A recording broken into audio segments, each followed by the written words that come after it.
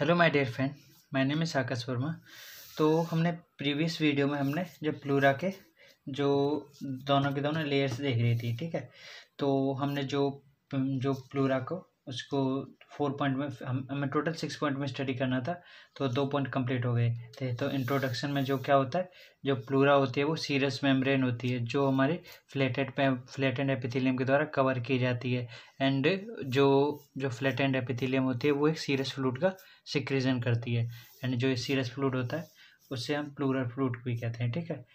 And ठीक है, और जो प्लूरा होती है उसे 2 पार्ट में डिवाइड करते हैं हम, parietal pleura and visceral pleura.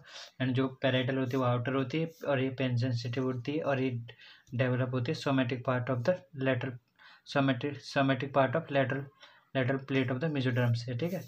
And जो विसरल होती है ये इनर लेयर होती है और इसमें पेन सेंसेशन नहीं होता, ठीक है। एंड ये डेवलप होती है स्प्लीनो प्लूरिक मेम्ब्रेन से डेवलप होती है। एंड जो ये हमारे जो विसरा को कम्प्लीटली कवर कर रहती है, ठीक है।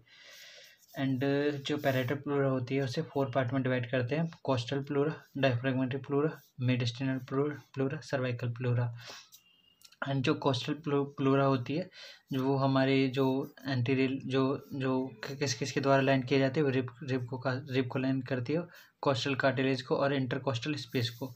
एंड जो डायफ्रैगमेटिक प्लूरा का और peripheral part of the diaphragmatic pleura and coastal pleura को जो नर्व सप्लाई की जाती है वो इंटरकोस्टल नर्व के द्वारा की जाती है। And mediastinal pleura and central part of the diaphragmatic pleura को और फेरेनिक नर्व के द्वारा सप्लाई किया जाता है। एंड जो सर्वाइकल प्लूरा होती है वो डम शेप होती है, ये जो लंग्स का एपेक्स पार्ट को कवर कर जाती है। एंड जो एंटीरियरली जो होती है सब क्लिप, ये हमने ट्रिक देखी थी, ठीक है। तो आज हम इसका नेक्स्ट पॉइंट देखेंगे। तो नेक्स्ट पॉइंट में हम जो प्लूरा का थर्ड पॉइंट देखेंगे। तो स्टार्ट करते हैं। तो इसका हमें इसमें एक पॉइंट और नोट करना है, तो यहाँ पर लिख देते हैं यहाँ पे। तो it can't be separated from the lung, यानी जो ये लेयर होती है वो लंग से हम सेपरेट नहीं कर सकते, ठीक है। तो it can't be separated from the lungs, ठीक है। तो ये पॉइंट हमारे विसरल प्लूरा के हो गए। अब आती है हमारी प्यूल्मोनरी लिगामेंट।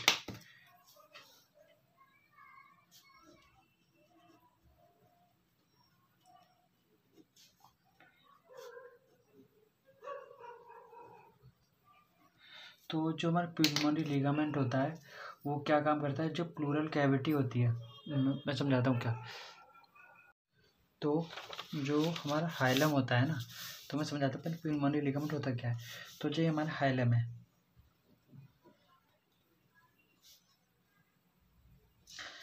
तो जो हमारा हाइलम है ना, हाइलम जो क्या होता है, जहाँ पे से हमारे जो हार्ट के जो आउटर स्ट्रक्चर हैं, जैसे कि प्यूल्मोनरी आर्टरी हुई, प्यूल्मोनरी वीन हुई, एंड जो ब्रोंकस हुई, मेन ब्रोंकस जो होती है वो एंटर जो करती है हमारे लंग्स के अंदर, वो हाइलम के थ्रू करती है। एंड जो ये हमारे pulmonary vein, superior pulmonary vein, inferior pulmonary vein, ठीक है। एक हमारे इसमें सुपीरियर प्यूल्मोनरी आर्टरी और superior pulmonary vein, inferior pulmonary vein, और ये हमारी प्यूल्मोनरी आर्टरी एंड ये हमारे ब्रोंकस, ठीक है।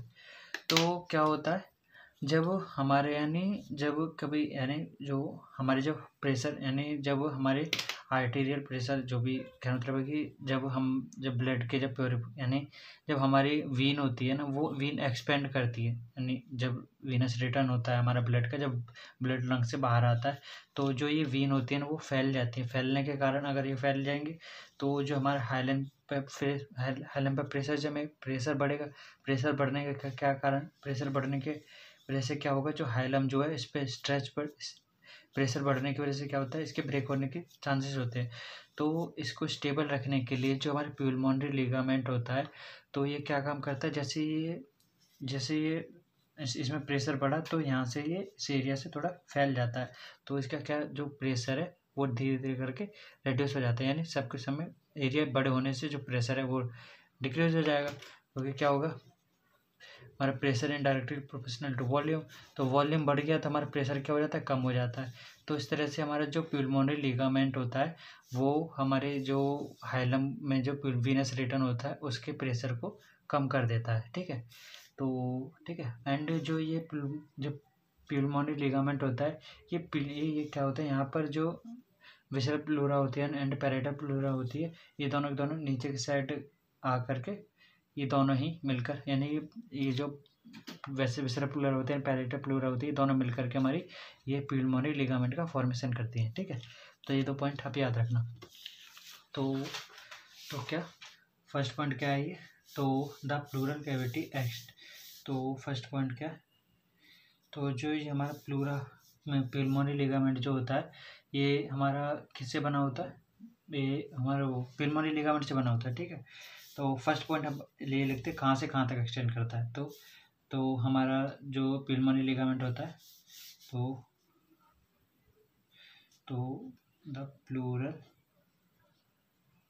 द प्यूल्मोनरी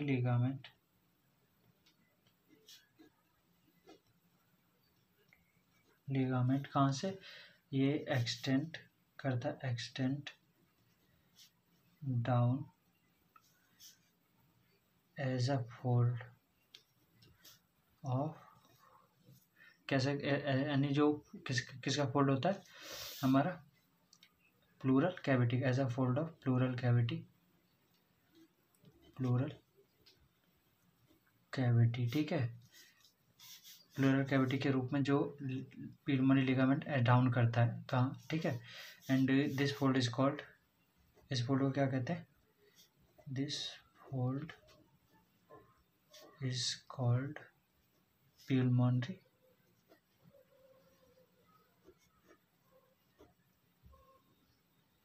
लिगामेंट कहते हैं, ठीक है। एंड ये कहाँ से कहाँ तक एक्सटेंड करता है, इट एक्सटेंड फ्रॉम द जो रूट ऑफ द लंग्स है, यानी जो हमारी ये रूट है, रूट ऑफ द लंग्स है, यहाँ से कहाँ तक एक्सटेंड करेगा, ये हमारा डायफ्राम तक, ठीक है। यानी यहाँ से शुरू होगा और डायफ्राम तक ये एक्सटेंड करेगा। यहाँ पे हमारे क्या है, डायफ्राम है,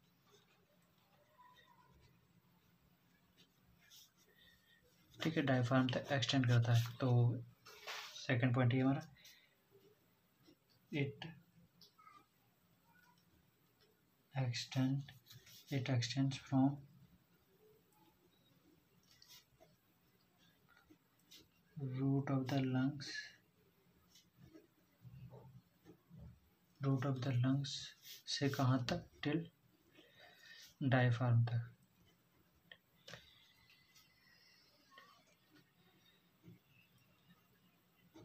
डायफ्राम तक एक्सटेंड करता है, ठीक है।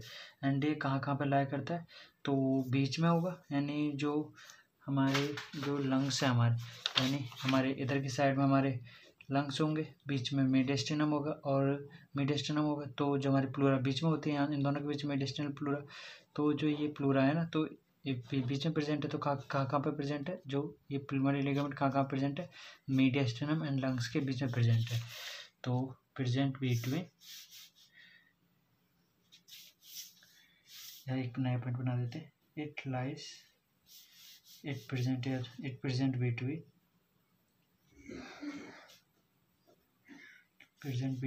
लंग्स एंड मेडिस्टिनम,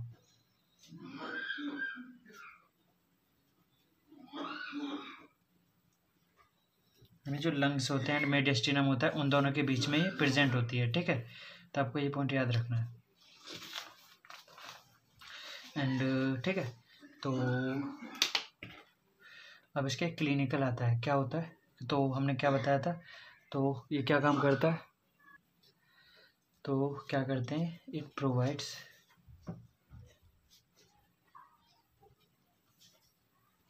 डेड स्पेस यानी डेड स्पेस प्रोवाइड करते हैं। तो इससे क्या होता है, इनटू विच जो होता है प्यूल्मोनरी वेन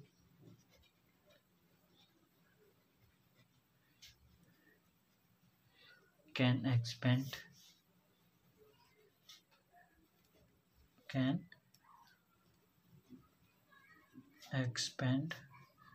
ड्यूरिंग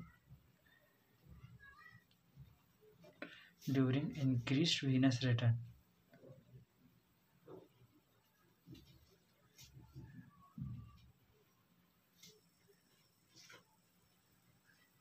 जो वीनस रिटर्न होता है तो उसमें क्या होता है, प्रेशर इंक्रीज होने की वजह से जो डेड स्पेस पर यानी जो हमारा बिरमोनी लिगामेंट है उसका प्रेशर को स्टेबलाइज कर देता है, जिसकी वजह से हमारा जो हाइलम है वो स्टेबल रहता है। ठीक है, इसे याद रखना। तो venous return as during exercise, जो एक्सरसाइज के कारण।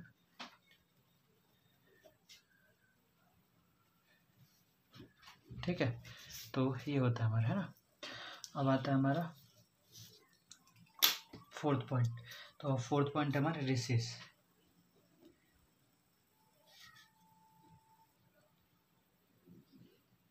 ठीक है, तो जो हमारे रेसेस होते हैं ना वो क्या होते हैं, सबसे पहले तो रेसेस का मतलब जनरल मतलब बता देता हूँ मैं क्या होता है। तो रेसेस जो होते हैं ना वो एज्यूम कीजिए एक बैलून है, तो बैलून को कहीं हम खींच देते हैं, तो एक्सपेंड जैसे खींच दिया, तो खींचने के बाद क्या होता है, एक ये बैलून है, तो बैलून को खींचने के बाद क्या होता है, एक पतला सा नैरो पार्ट बन जाता है। तो उस नैरो पार्ट को क्या कहेंगे, रेसेस।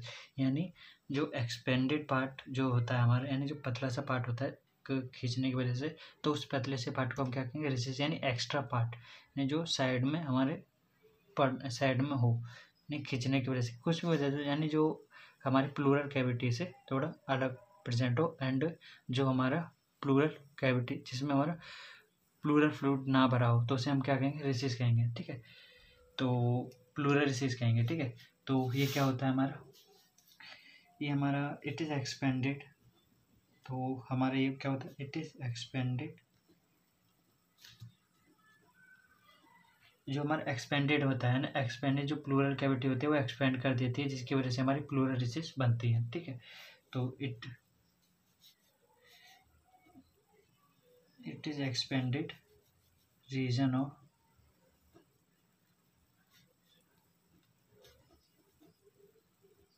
Plural cavity. ठीक है, pleural cavity and it is and in disease को क्या कहते हैं, एंड कॉल्ड, जो एक्सपेंडेड रीजन है उस रीजन को क्या कहेंगे, प्लूरल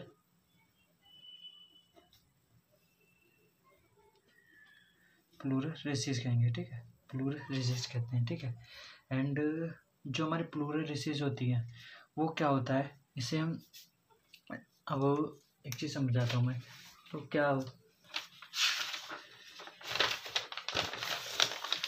क्या होता है ना, जो हमारी प्लूरल रेसिस है, तो सबसे पहले आप मैं समझाता हूँ क्या है। तो जो हमारी कहने मतलब है कि, तो एज्यूम कीजिए हमारा लंग है। ठीक है, तो ये हमारा लंग हो गया। ठीक है, तो अब क्या होगा, ये जो लंग है ना, तो इसके चारों ओर हमारी एक प्लूरल कैविटी होती है ना, और इसमें हमारी रिसेस होती है। तो ये रिसेस है।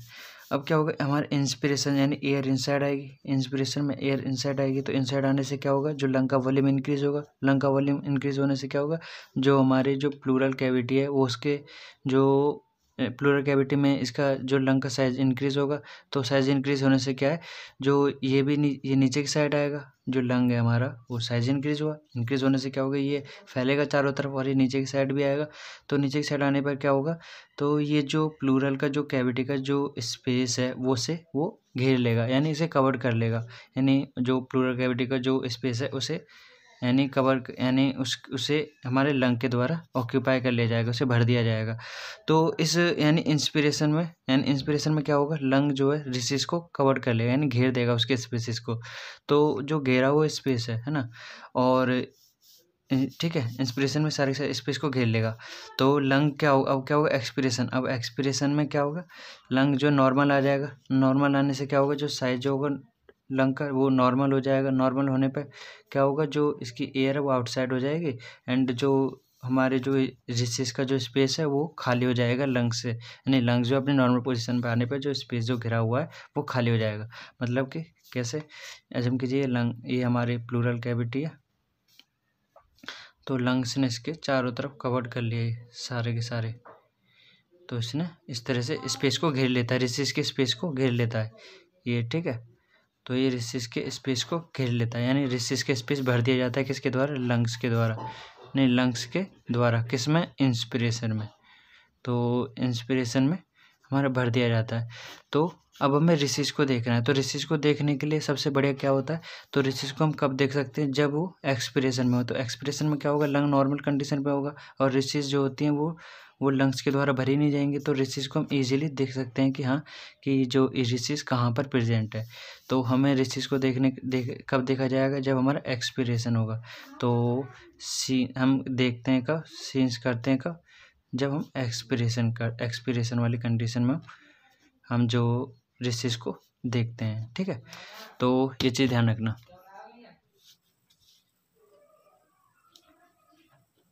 It seen during in expiration के दौरान देखते हैं, ठीक है। एक्सप्रेशन के दौरान देखते हैं, ठीक है। एंड क्या होता है, जो हमारे प्लूरल रिसेस होती है ना, वो क्या काम करती है।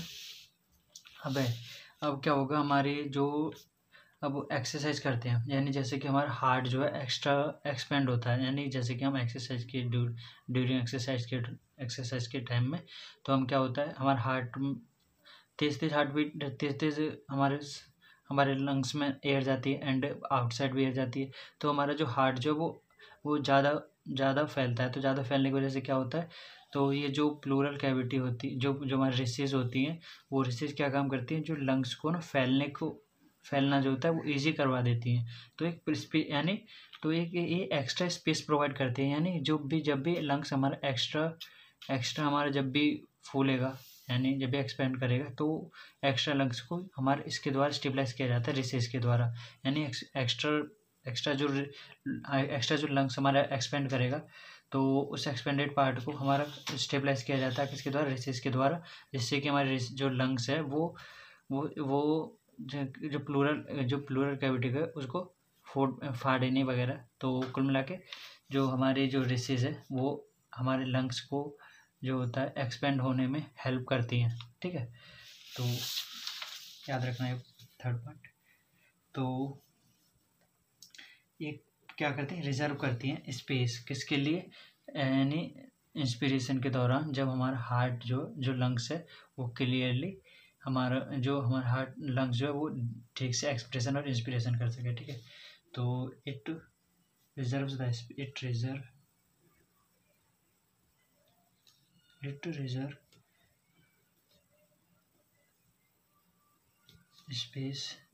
the space of pleural cavity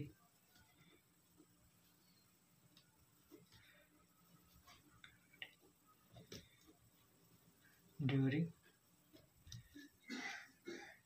inspiration, ठीक है। जो इंस्पिरेशन के दौरान में जो हमारा जो रिसेस है, वो हमारे जो रिसेस हैं वो हम लंग्स को एक्स्ट्रा स्पेस प्रोवाइड करती हैं, ठीक है। तो ड्यूरिंग इंस्पिरेशन, ठीक है।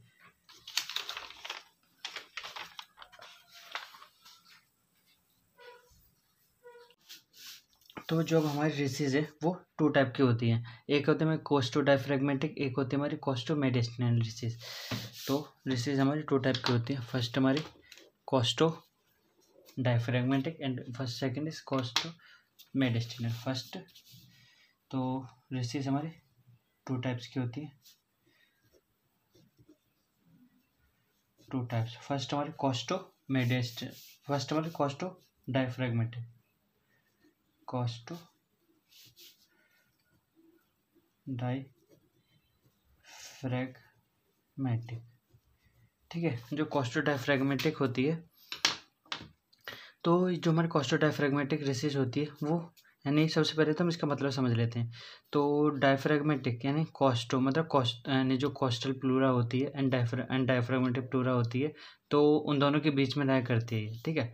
एंड कहाँ पे होती है, तो हमारी डायफ्राम कहाँ होता है, इंफीरियरली प्रेजेंट होता है। तो जो हमारी कोस्टल यानी तो जो हमारी ये रिसेस है, तो ये भी कहाँ पर प्रेजेंट होगी, तो डायफ्रैगमेटिक है तो इन डायफ्राम के तो आसपास प्रेजेंट होगी, तो डायफ्राम हमारे कहाँ पे प्रेजेंट है, इन्फीरियरली। तो हमारी ये वाली कॉस्टो डायफ्रैगमेटिक ब्रेसिस कहाँ पे प्रेजेंट होगी, इन्फीरियरली प्रेजेंट होगी। ठीक है, तो कहाँ पे प्रेजेंट, टोटल इसकी सिचुएशन कहाँ पे होगी, टोटल लोकेशन इसकी इट इज़ यानी इन्फीरियरली प्रेजेंट है किन के बीच में, कोस्टल एंड डायफ्रैगमेटिक प्लूरा के बीच में। तो इसका एक पॉइंट ये लिखा जाएगा। तो इट इज़ यानी इट इज़ लोकेटेड, कहाँ पे लोकेट होती थी, लोकेटेड होती है इन्फीरियरली होती है। ठीक है, इन्फीरियरली प्रेजेंट होती है और किन किन के बीच में, between coastal and diaphragmatic pleura, coastal and diaphragmatic pleura.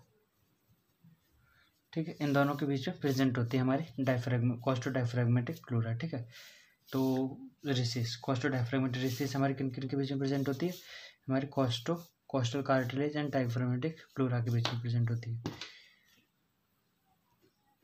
रिसिस। ठीक है, एंड अब क्या होता है, इसके क्लिनिकल है, बहुत इंपॉर्टेंट क्लिनिकल है, आपको याद रखना है। ठीक है, वो क्या हमारा थोरैकोसेंटेसिस,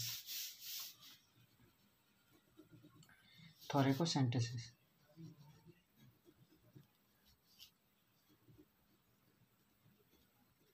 थोरैकोसेंटेसिस, तो सबसे पहले सेंटेसिस का मतलब समझ लेते हैं। तो सेंटेसिस जो होता है ना, वो किसी यानी कोई भी बॉडी ऑर्गन है उसमें पंचर करना, मतलब उसके इंजेक्शन डालना उसके अंदर, तो उसे सेंटेसिस कहते हैं।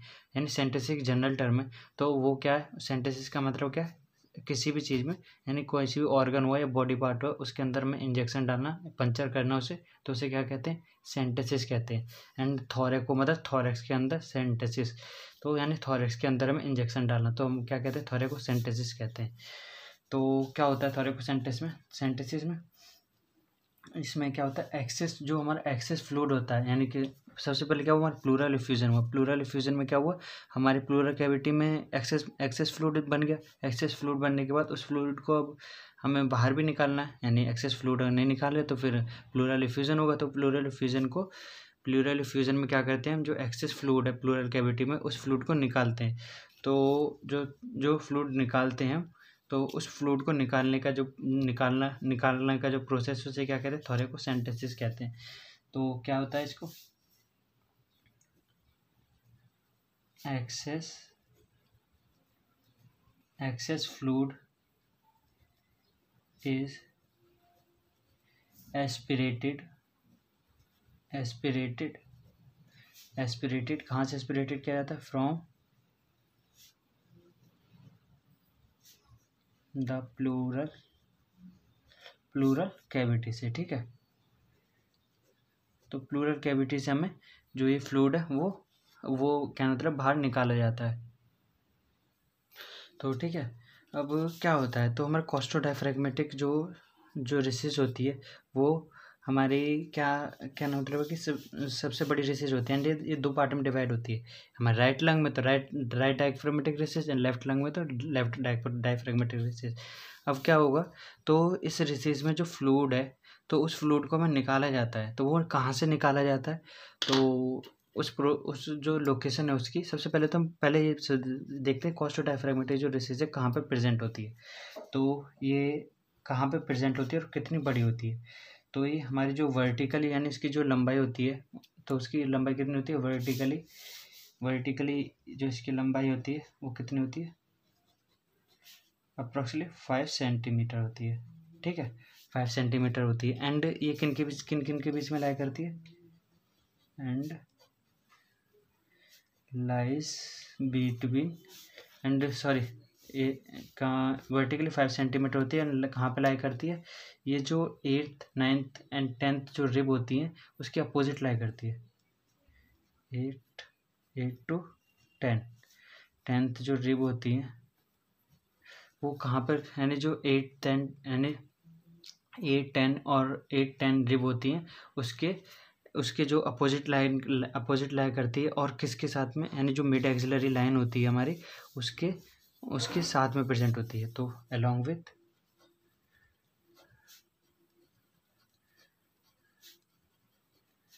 मिड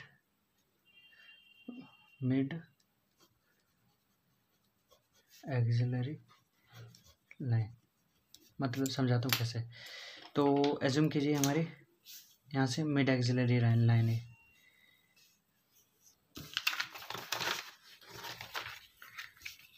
तो ये हमारी एज्यूम कीजिए ये हमारी मिड एक्सिलरी लाइन है, ठीक। ये हमारी 8, 9 एंड 10th रिव है, ठीक है। तो 8th, 9th, 10th रिव है, तो यहाँ से मिड एक्सिलरी लाइन गई, ठीक है। तो मिड एक्सिलरी लाइन है, तो जो मिड एक्सिलरी लाइन है, तो मिड एक्सिलरी लाइन में 8, 9 इन दोनों के जो 8, 9, 10 के जो इंटरकोस्टल स्पेस होंगे, तो उन इंटरकोस्टल स्पेस में क्या करेंगे हम जो इंजेक्शन डालेंगे, इंजेक्शन है थोरेकोसेंटेसिस करेंगे एंड थोरेको यानी डायफ्रेगमेटिक जो हमारी जो रेसेस है वो इसके आसपास में तो प्रेजेंट है, तो क्या तो हम इसके अंदर रेसेस डालेंगे एंड क्या मतलब कि इंजेक्शन डालेंगे। इंजेक्शन डालने पे क्या होगा, हमारे जो इंजेक्शन है वो उसके अंदर यानी जो कॉस्टोडायफ्रागमेटिक रेसेस के अंदर पहुंच जाएगा। पहुंचने के बाद हम उसमें से फ्लूइड को बाहर निकाल लेंगे। तो कुल मिला के ये है कि जो हमारी 5 सेंटीमीटर ये वर्टिकली होती है एंड 8 to 10 जो रिब होती है उसके अलोंग लाई करती है एंड 8 to 10 जो होती है उसके अपोजिट लाई करती है, सॉरी।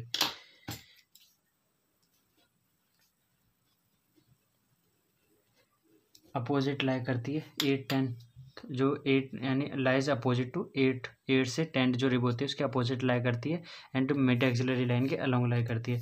यानी हमारी जो इसकी जो सिचुएशन है जो यानी जो हमारी कॉस्टोडायफ्रेगमेटिक जो रेसिस है इसकी जो सिचुएशन है, तो इसकी सिचुएशन पे हमें थोरेकोसेंटेसिस करना है। थोरेकोसेंटेसिस करने के बाद हमें जो फ्लूइड को बाहर निकाल देना है और जो हमारा जो फ्लूइड एक्सेस फ्लूइड है वो बाहर निकाल देना है, ठीक है। तो इस क्लिनिकल को आपको याद रखना है, ठीक है। तो एक बार और, थोरेकोसेंटेसिस जो होता है हमारे प्लूरल कैविटी में जो एक्सेस फ्लूइड होता है उसे बाहर निकालने का जो प्रोसेस है थोरेकोसेंटेसिस कहते हैं। एंड जो कॉस्टोडायफ्रागमेटिक जो रेसिस है उसे जो कॉस्टोडायफ्रागमेटिक रेसिस है उसका थोरेकोसेंटेसिस कहाँ पे किया जाता है, वो 5 सेंटीमीटर जो होती है वर्टिकली लॉन्ग होती है, तो 5 सेंटीमीटर लॉन्ग होती है एंड जो 8, 10 रिब होती है उसके अपोजिट प्रेजेंट होती है एंड मिड एक्सिलरी लाइन पे, यानी जो 8, 10 रिब होती है उसकी मिड एक्सिलरी लाइन पे हमें थोरेकोसेंटेसिस करना है। थोरेकोसेंटेसिस करने के बाद उसका एक्सेस फ्लूइड है उसे बाहर निकाल देना है, ठीक है। तो ये पॉइंट आपको याद रखना है। तो ठीक है, तो कॉस्टोडायफ्रागमेटिक रेसिस में से अब आता है हमारा कॉस्टोमेडिस्टिनल रेसिस। तो सेकंड रेसिस कौन सी हमारी कॉस्टोमेडिस्टिनल रेसिस, ठीक है। तो कॉस्टोमेडिस्टिनल रेसिस जो होती है वो कॉस्टोमेडिस्टिनल यानी कोस्टल कार्टिलेज एंड मेडिस्टिनम के बीच में प्रेजेंट होती है। एंड कहाँ पे प्रेजेंट होती है, एंटीरियरली प्रेजेंट होती है कोस्टल एंड मेडिस्टिनल प्लूरा के बीच में, ठीक है। तो सॉरी वो कार्टिलेज नहीं था, प्लूरा था, ठीक है। तो it is located anteriorly located होती है किन किन के बीच में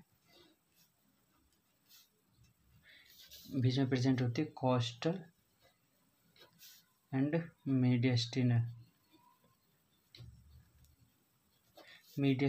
प्लूरा बिटवीन में लोकेटेड होती है। कहाँ पे, कोस्टल एंड मेडिस्टिनल जो प्लूरा होती है उनके बीच में प्रेजेंट होती है, ठीक है। यानी लोकेटेड एंटीरियर प्रेजेंट होती है कहाँ पे, between costal pleura and mediastinal pleura के बीच में प्रेजेंट होती है, ठीक है। एंड सेकंड पॉइंट इसका होगा, एंड जो ये लोकेटेड होते हैं यहाँ पे एंड इसकी जो पोजीशन होती है इट लाइज बिटवीन एंटीरियरली, यहाँ पर एंटीरियरली पोजीशन इसकी होगी एंड इसकी जो लेफ्ट साइड में और राइट साइड में जो चीज़ें होती हैं वो होती है मीडियली एंड लेटरली जो होती है it lies between sternum and costal cartilage इसके बीच में लाई करती है, ठीक है। तो यानी एंटीरियरली जो होती है इसकी जो पोजीशन होती है कोस्टल एंड मेडिस्टिनम के बीच में प्रेजेंट होती है एंड ये लाई करती है किसके बीच में, स्टर्नम एंड कोस्टल कार्टिलेज के बीच में लाई करती है, ठीक है। एंड जो सेकंड पॉइंट, ये हमारा फर्स्ट पॉइंट है इसका। तो सेकंड पॉइंट, तो सेकंड पॉइंट क्या होगा, जो हमारी राइट रेसिस होती है, यानी इसमें दो रेसिस होती है इसकी, एक राइट लंग में तो राइट रेसिस होगी और एक लेफ्ट लंग में तो लेफ्ट रेसिस होगी। तो हमारी जो राइट रेसिस होती है, तो राइट, तो एक इसमें राइट रेसिस होगी, एक इसमें लेफ्ट रेसिस होगी। अब वो क्या होता है, लेफ्ट साइड में हमारा जो हार्ट का जो मैक्सिमम पोर्शन होता है वो लेफ्ट साइड में होता है, टू थर्ड पोर्शन होता है। तो लेफ्ट साइड में हमारे जो लंग्स में कार्डिक नोच बन जाती है, तो कार्डिक नोच के बनने से जो क्या होता है, हमारी जो लेफ्ट रेसिस होती है वो राइट रेसिस के कंपैरिजन में बड़ी होती है, तो लार्ज होती है। तो क्या होती है, लार्ज ड्यू टू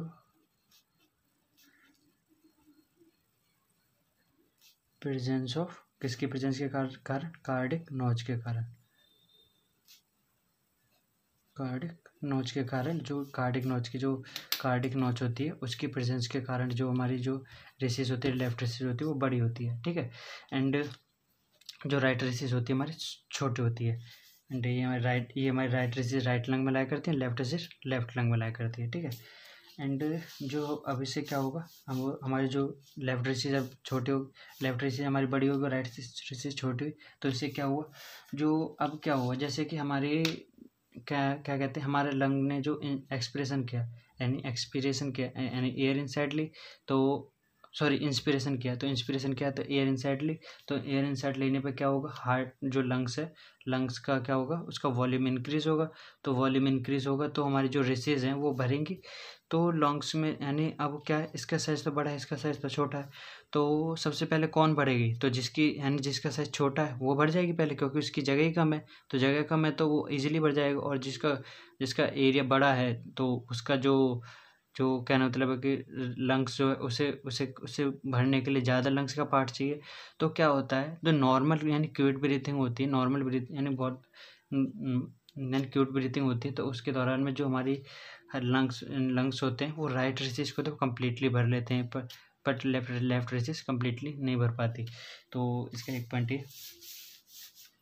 तो थर्ड पॉइंट इसका क्या हो जाएगा, तो थर्ड पॉइंट क्या है, the right कॉस्टोमीटर racist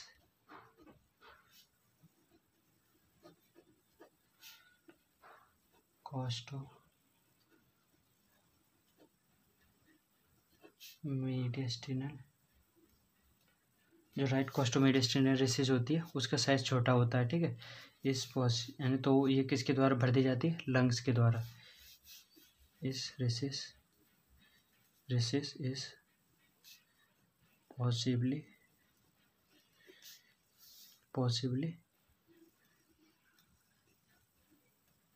occupied by anterior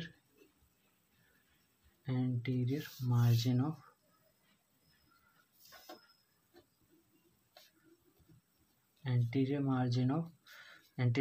और कौन से साइड में प्रेजेंट है, लेफ्ट साइड में, ठीक है। एंटीरियर मार्जिन ऑफ, तो राइट रेसिस कौन सी साइड में प्रेजेंट है, तो राइट साइड में प्रेजेंट है, तो anterior margin of right lung, ठीक है, राइट लंग। कब, इवन क्विट ब्रीथिंग, यानी बहुत मामूली ब्रीथिंग में भी जो है ना बहुत हल्की ब्रीथिंग होती है, उसमें भी हमारी जो राइट रेसिस होते हैं वो इजीली बढ़ जाती हैं, क्योंकि इसका साइज छोटा है, तो छोटा साइज है तो हमारा हल्का सा हमारे जो लंग्स है जो हल्के से साइज वॉल्यूम इंक्रीज होने की वजह से क्या हुआ, रेसिस जो है वो राइट रेसिस भर गई, बट लेफ्ट रेसिस नहीं भर पाए, क्योंकि उनका जो साइज है वो, यानी जो लेफ्ट रेसिस होती है वो बड़ी होती है, ठीक है।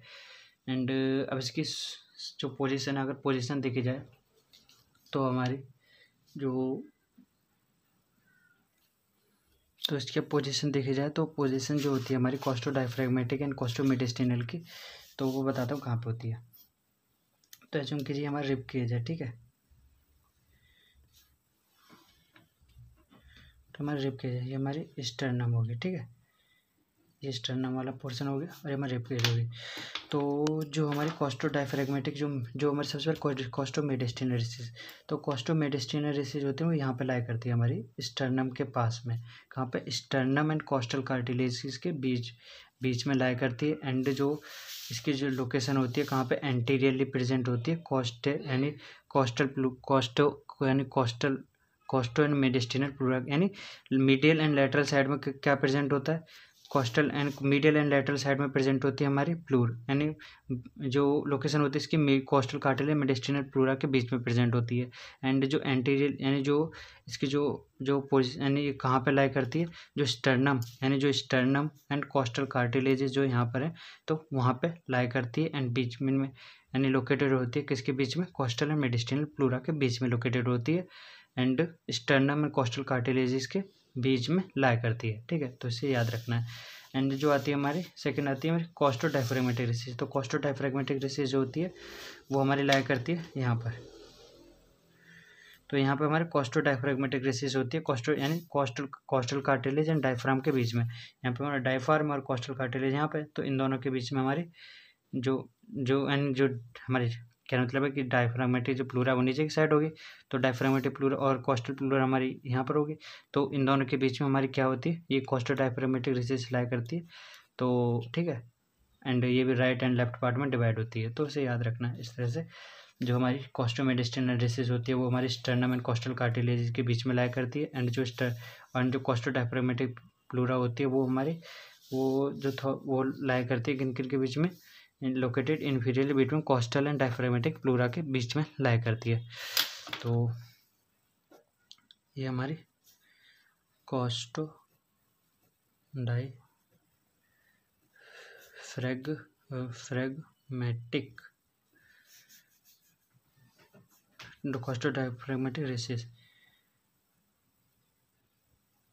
होती है किन के बीच में लाई करती है किन के बीच में? यानी costal pleura and diaphragmatic pleura के बीच में लाई करती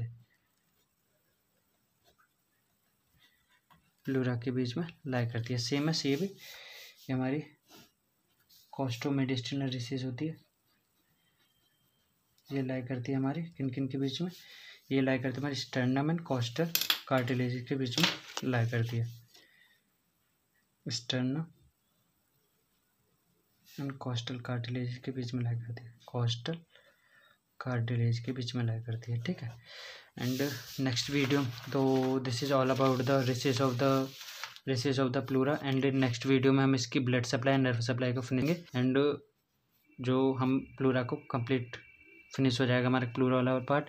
एंड जो अगर आपको इसमें कहीं पर डाउट आया हो तो आप मुझसे पूछ सकते हो, कमेंट में पूछ सकते हो। आप कमेंट में मुझसे क्वेश्चन पूछ सकते हो, कुछ भी डाउट हो, कैसा भी, जैसे कि यानी कोई सा भी पोर्शन जो समझ में ना आया हो या कुछ अनक्लियर रह गया हो तो आप उसे पूछ सकते हो मुझसे। ठीक है, तो थैंक यू।